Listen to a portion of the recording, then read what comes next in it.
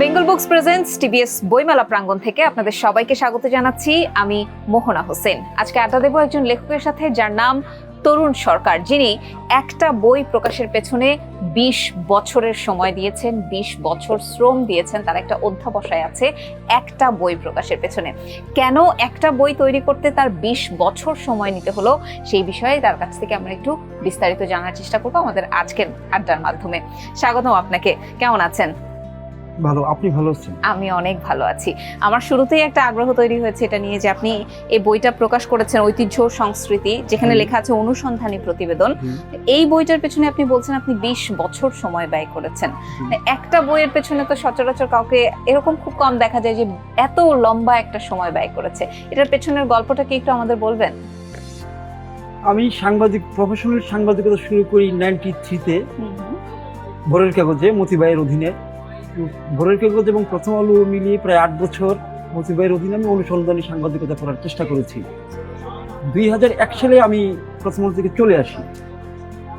তখন আমার freelance reporting করবো বলে আমি সিদ্ধান্ত নিই। সেই ক্ষেত্রে স্বাধীনতা যেহেতু আমার, পত্রিকায় যেমন কর্তৃপক্ষের ইচ্ছায় গুরুত্ব দিতে হয়, কিন্তু সেক্ষেত্রে আমার নিজস্ব স্বাধীনতা আছে বিধায় আমি সিদ্ধান্ত নিলাম যে আমাদের সাংস্কৃতিক অঙ্গনের গুরুত্বপূর্ণ কিছু বিষয় নিয়ে আমি ইনডেপথ কাজ করব। আচ্ছা। এবং কাজগুলো অনেকটা এইরকম যে আসলে এটা কোথায় ছাপা হবে বা কোথায় দেব বা সেটা আমার জানা নাই।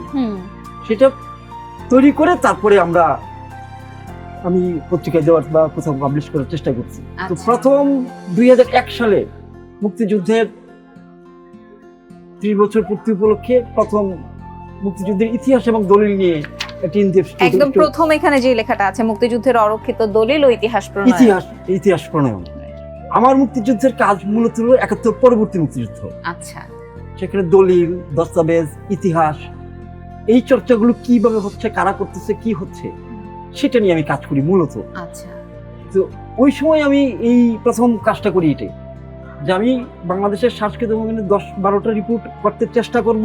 এর মধ্যে এখানে 6টার মতো রিপোর্ট আমি এই সময়ে করেছি।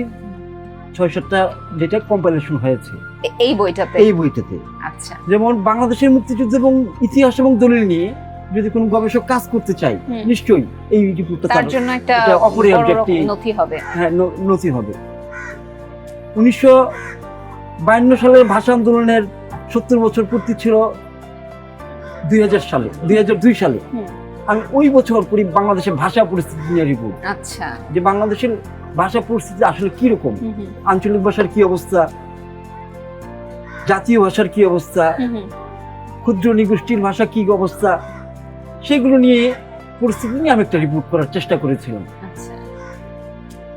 তো রিপোর্ট করার আগে অনেকেই বিভ্রান্ত ছিল যে আসলে ভাষার কোন রিপোর্টের বিষয় হলো, এটা তো গবেষণার বিষয়। আমি না, ভাষা পরিস্থিতি নিয়ে রিপোর্ট হতে পারে, কিন্তু রিপোর্টটা প্রকাশক উচ্ছ্বসিত প্রশংসা আমি পেয়েছি এবং অনেকেই বলেছে যে এটাকে একটা গ্রন্থবদ্ধ প্রকাশ করার জন্য। এখানে আরেকটা রিপোর্ট আছে আপনার বাংলাদেশে শেখ ফরিদ, বাবা শেখ ফরিদ ত্রয়োদশ শতকের সন্ত। তিনি পাঞ্জাবি সাহিত্যের জনক। উপমহাদেশে তার শিষ্যরা বিভিন্ন আঞ্চলিক ভাষার জন্ম দিয়েছেন। ভারতের সাহিত্য, সংস্কৃতি, দর্শন, ইতিহাসে বাবা শেখ ফরিদের অনেক অবদান।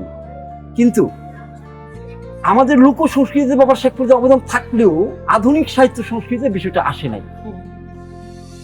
তো আমি চেষ্টা করেছিলাম যে বাবা শেখ ফরিদের অবদান বাংলাদেশের সংস্কৃতি ইতিহাসে কি আছে একটু খোঁজ নেওয়ার, একটু অনুসন্ধান করার।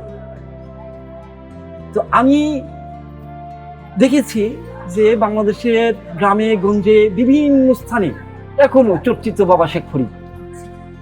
বাংলাদেশের সুফিজমে প্রসারে যিনি একটা সময় নেতৃত্বের ভূমিকায় ছিলেন, যার শিষ্যরা বাংলাদেশে সুফিজম প্রচার করেছেন। এটার উদ্দেশ্য ছিল আসলে বাংলাদেশের প্রাথমিক পর্বে ইসলামের দর্শনের যে বোঝা, এটা আমার একটা সাবজেক্ট। আমি বিভিন্ন সময় ইসলামের দর্শন নিয়ে কাজ করার চেষ্টা করি, বোঝার চেষ্টা করি। বাউল ফকির, মাজার, এগুলো নিয়ে আমার সাবজেক্ট।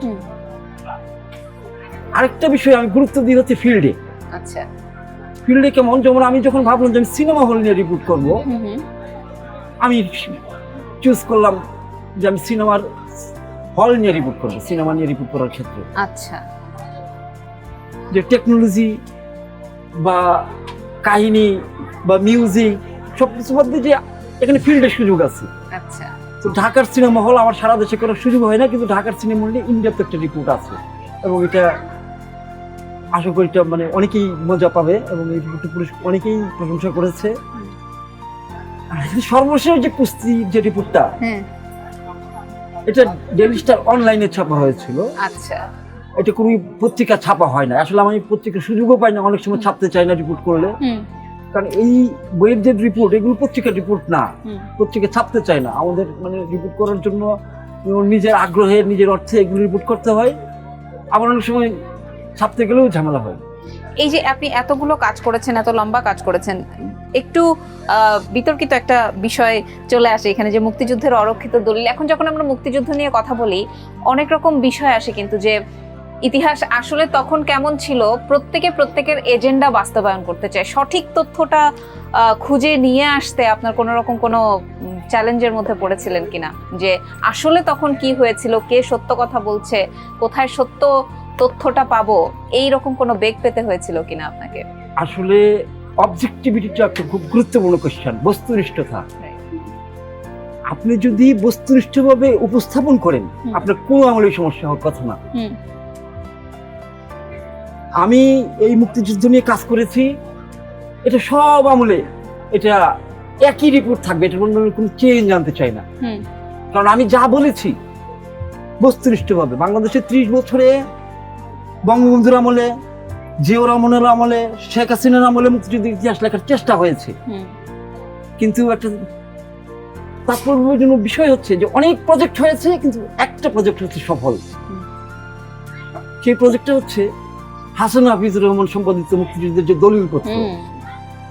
বঙ্গবন্ধুর আমলে সময়ের স্বল্পতার কারণে এটা করতে পারে নাই।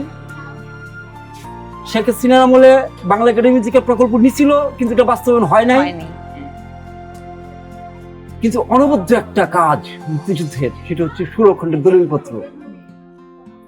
এই দলিলপত্রের অন্যতম কর্মকর্তা আফসান চৌধুরী বলেছিলেন যে এত সুন্দরভাবে কাজ করার সুযোগ আমি কোথাও পাই নাই, জীবনে যত চাকরি করেছি। যে কাজ করার সুযোগ পেয়েছি বলেই 26শে মার্চের বঙ্গবন্ধুর স্বাধীনতার ঘোষণা মুক্তিযুদ্ধ দলিলপত্রে অন্তর্ভুক্ত করা সম্ভব হয়েছে। আমি আর মুক্তিযুদ্ধ কোনো গভর্নমেন্টের ক্ষেত্রে সমস্যা হওয়ার কথা না, এই কারণ আমি অবজেক্টিভ হওয়ার চেষ্টা করি, মুক্তিযুদ্ধকে বস্তুনিষ্ঠভাবে উপস্থাপন করার চেষ্টা করি। এবং আপনি এই বইটা পড়লেও দেখবেন যে কোনো মতের মুক্তিযুদ্ধ নিয়ে আমাদের অনেক গ্রুপ আছে, অনেক দল আছে, কিন্তু কোনো মতে এখানে আপত্তি করবে না। কিন্তু আমি কিন্তু খুব সংবেদনশীল বিষয়ে এখানে কাজ করেছি। সেই জন্যই আসলে আমি মুক্তিযুদ্ধ বিষয়টা নিয়ে একটু কথা বললাম, যে ব্যাপারটা সংবেদনশীল, কিন্তু বিভিন্ন পক্ষ থেকে নানান সময় নানান ভাবে মুক্তিযুদ্ধের ইতিহাসটা নিজের মতো করে লেখার চেষ্টা করা হয়েছে। রিপোর্টের সুবিধা হচ্ছে সে সবসময় চেষ্টা করে বস্তুনিষ্ঠ থাকার, অবজেক্টিভ থাকার। যখন একটা রিপোর্টের প্রতিবাদ হয়, আসলে একটা ভুল রিপোর্ট হয় না, রিপোর্টিং এর কোনো প্রতিবাদ হতে পারে না, একটা যথার্থ রিপোর্টের কোনো প্রতিবাদ হয় না। আমি মুক্তিযুদ্ধ নিয়ে কাজ করলে কেন প্রতিবাদ হবে বা কেন অন্যরা প্রতিবাদ করবে, আমি যদি অবজেক্টিভ থাকি। বুঝতে পেরেছি। আর এর আগেও তো আপনি একটা বই লিখেছেন, জি, সেই বই পাঠকপ্রিয়তা কতটুকু পেয়েছে?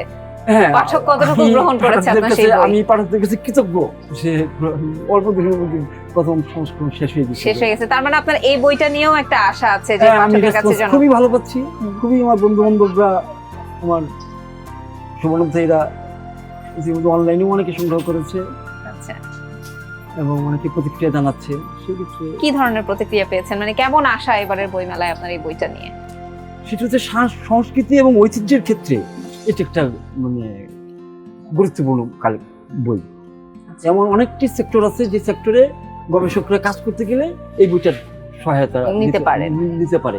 বিশেষ মুক্তিযুদ্ধের যে রিপোর্টটা, আমি মনে করি এটা খুবই গুরুত্বপূর্ণ একটা রিপোর্ট। কারণ প্রথম 72 থেকে 2001 সাল পর্যন্ত বিভিন্ন দল, সরকার, গ্রুপ, গোষ্ঠী যারা মুক্তিযুদ্ধ নিয়ে কাজ করেছে, কি করেছে, এটার একটা ডকুমেন্টেশন 2001 সাল পর্যন্ত। এই বইটা পড়তে আপনাকে তো অনেক সময় দিতে হয়েছে, ফিল্ডে যেতে হয়েছে, কাজ করতে হয়েছে। এমন কোন একটা ঘটনা আমাদের সাথে একটু বলবেন, যেটা হয় আপনার অনেক বেশি ভালো লেগেছে, না হয় আপনার জন্য অনেক বেশি চ্যালেঞ্জিং ছিল, যেটা আপনি মোকাবেলা করে ফেলেছেন? আসলে রিপোর্টিং করাটাই একটা চ্যালেঞ্জিং কাজ। যে সেখানে নতুন নতুন বিষয়, এক একটা রিপোর্টিং মানে এক একটা নতুন জগতে প্রবেশ করা, যেটাতে আপনার আগের অভিজ্ঞতা নাও থাকতে পারে। তো সেখানে ডিসকভার করা, পুরো কাজটাই কিন্তু একটা চ্যালেঞ্জিং কাজ। ইনভেস্টিগেটিং রিপোর্টিং পুরোটাই একটা চ্যালেঞ্জিং। চ্যালেঞ্জিং কাজ। কখনো নিজের উপর কোনো থ্রেট বা কোনো কিছু এসছে যেহেতু অনুসন্ধানী কাজ করেছেন? হ্যাঁ, কিছুটা চাপ তো অনুভব করি মাঝে মধ্যে, কিছু কিছু বিষয় তো অনুভব করি। একটা ঘটনা আমাদেরকে একটু বলেন, কোনো ঘটনা আছে কিনা? আসলে ভাষা বিষয়ে কাজ করতে গিয়েও আমি অনেক চাপ অনুভব করছি। আমি এটা ভাবছিলাম একটা নিরীহ সাবজেক্ট, কিন্তু আসলে যে ভাষার রাজনীতিটা আরো জটিল। কিরকম? আমাদের যে ভাষা পরিস্থিতি, এই সার্ভে হয়েছিল আপনার যে গ্রিয়ারসন, আব্রাহাম গ্রিয়ারসনের সময়। এরপরে কিন্তু কোনো ভাষা জড়িত হয়নি। আচ্ছা, সেটা কত সালে? সেটা ব্রিটিশ আমলে। আচ্ছা, ওই যে এক ব্যক্তির দুজন পুত্র ছিল, একটা গল্প ছোটবেলায় আমরা পড়ি না, বিভিন্ন আঞ্চলিক ভাষার যে অনুবাদ থাকে, ওটা আব্রাহাম গ্রিয়ারসন একটা গল্প তৈরি করে ওই গল্পটা সমস্ত প্রাইমারি স্কুলে পাঠিয়ে দিয়েছিল যে তোমার আঞ্চলিক ভাষাটা অনুবাদ করে পাঠাও। ওটি দিয়ে সে একটা লিঙ্গুইস্টিক সার্ভে করছিল। আচ্ছা, এটি ভারতবর্ষের প্রথম এবং একমাত্র লিঙ্গুইস্টিক সার্ভে। আচ্ছা, এরপরে কিন্তু আর হয় না লিঙ্গুইস্টিক সার্ভে। এটা করার সময় আপনার চ্যালেঞ্জ ছিল খুঁজে বের করা, তথ্য উপাত্ত খুঁজে বের করাটা চ্যালেঞ্জ ছিল? হ্যাঁ, অনেক বিষয় আছে। যেমন একটা বিষয় আমি বলতেই পারি, সেটা হচ্ছে যেমন একটা আগে বলা হয়েছে যে একটা নতুন ভাষা আবিষ্কার হয়েছে, নতুন ভাষা পাওয়া গেছে, পত্রিকা নিউজ হইতো, যেমন আদিবাসীদের মধ্যে একটা নতুন ভাষা পাওয়া গেছে। কিন্তু আমি খুঁজতে গিয়ে দেখলাম যে আসলে যেগুলো বলে এটা আসলে যথার্থ দাবি না। আর সাংবাদিকরা যারা দাবিকারীদের কথা লিখতেছে তারা আসলে একাডেমিশিয়ানদের সাথে কথা বলে বিষয়টা লিখতেছে না। আমাদের আদিবাসীদের মধ্যে একমাত্র চাকমা, মারমাদের লিপি আছে, রাখাইনদের তাও কিছুটা লিপি আছে, এছাড়া আর কারণ লিপি নাই সেই অর্থে। আমি খোঁজার চেষ্টা করছি। বুঝতে পেরেছি। অসংখ্য ধন্যবাদ আপনাকে। আপনাকেও ধন্যবাদ। আপনাকেও ধন্যবাদ।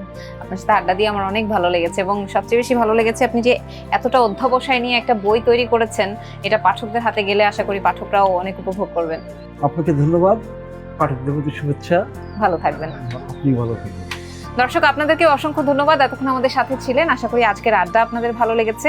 আমরা প্রতিদিনই এইভাবে নতুন লেখক যারা আছেন বা প্রখ্যাত লেখক, কবি, সাহিত্যিক যারা আছেন তাদের সাথে আড্ডা দিয়ে জানার চেষ্টা করি তাদের যেই লেখা বই সেটার পেছনে তাদের কি চিন্তা আছে, সেই বইটা আপনারা পড়লে আপনারা সেখান থেকে কি আহরণ করতে পারবেন এইসব বিষয়ে, যেন বইমেলায় এসে হাতড়ে বেড়াতে না হয়। আপনারা যেন একটু কিছু বই লিস্ট করে নিয়ে এসে বইমেলায় এসে বইগুলো কিনে নিয়ে যেতে পারেন, সেই চেষ্টাটাই আমরা করি। আমাদের প্রতিদিনের আড্ডা দেখতে হলে চোখ রাখতে হবে দ্য বিজনেস স্ট্যান্ডার্ডের ফেসবুক পেজ এবং ইউটিউব চ্যানেলে। ধন্যবাদ সবাইকে।